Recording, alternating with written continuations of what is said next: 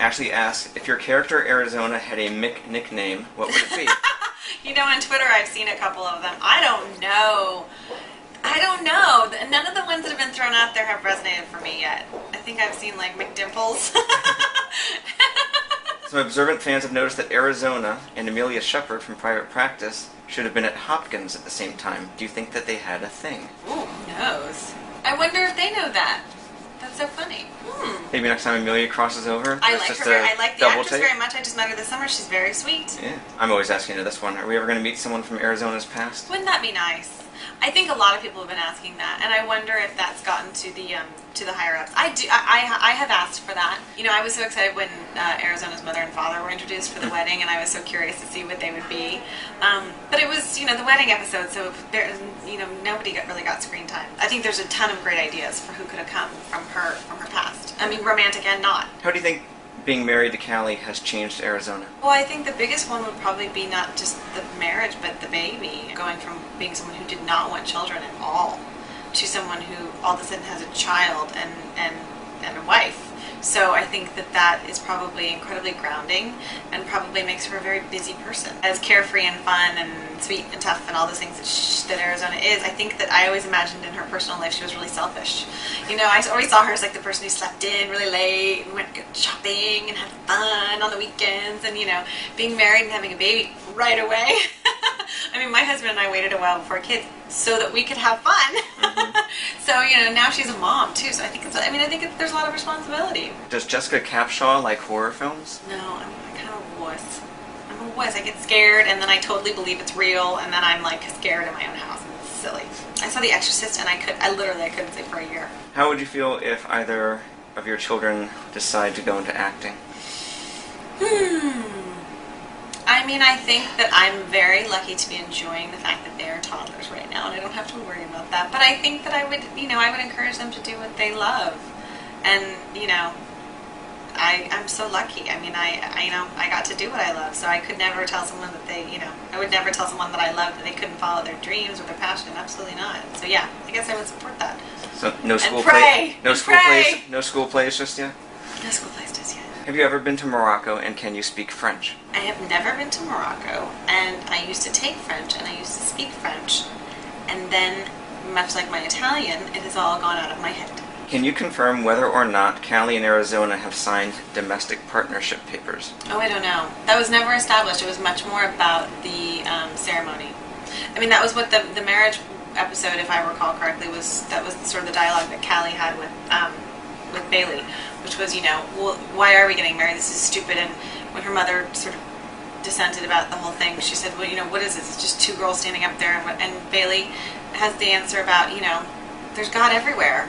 God's everywhere. So whatever you do is going to be in front of God, and it's going to be in front of your friends and your family, and that means something. So I don't know that, I mean, I don't think papers were ever talked about, and my guess is that they didn't.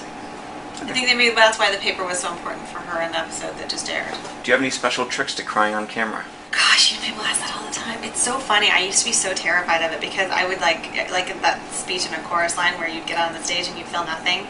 That used to be me. I used to go into scenes and I would it would be meant to be like crying and nothing would come. I would feel nothing. I'd be like, blow some menthol in my eye. But now I have to say, I don't know if it's having kids, having different life experience to draw upon, or mainly that when there are words or ideas being expressed that are what they're meant to be, they move you. So last year, towards the end, when basically every episode I was crying, that was all real. That was all, you know, thinking about the circumstance and being in the character. Not to sound cheesy, but, you know, being in the character's shoes and looking at what was happening and responding to it. And sometimes tears would come when they weren't scripted, and sometimes tears would not come when they were scripted. And you kind of have to feel around for that stuff. And the writers are really great, you know. I mean, I think that when it's necessary, it's necessary. But, you know, sometimes we can feel things, and we say them in a way where tears don't come, and it's just as powerful as if they had.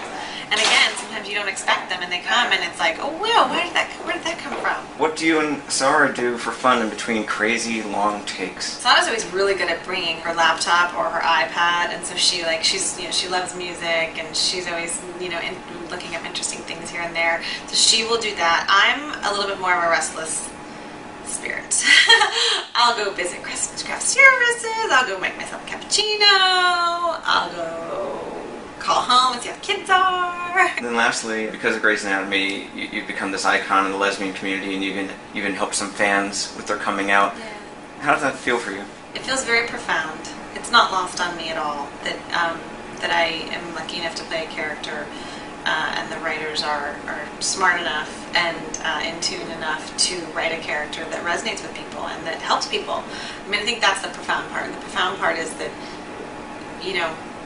we are, at the end of the day, making a television show, and it is entertainment. And so it's meant to be fun, and it's not real. But when there is a character that people can invest in as though it were life, and let it really be a mirror that's held up to life, and they can glean an understanding about themselves or about the world or the community, then it's beautiful.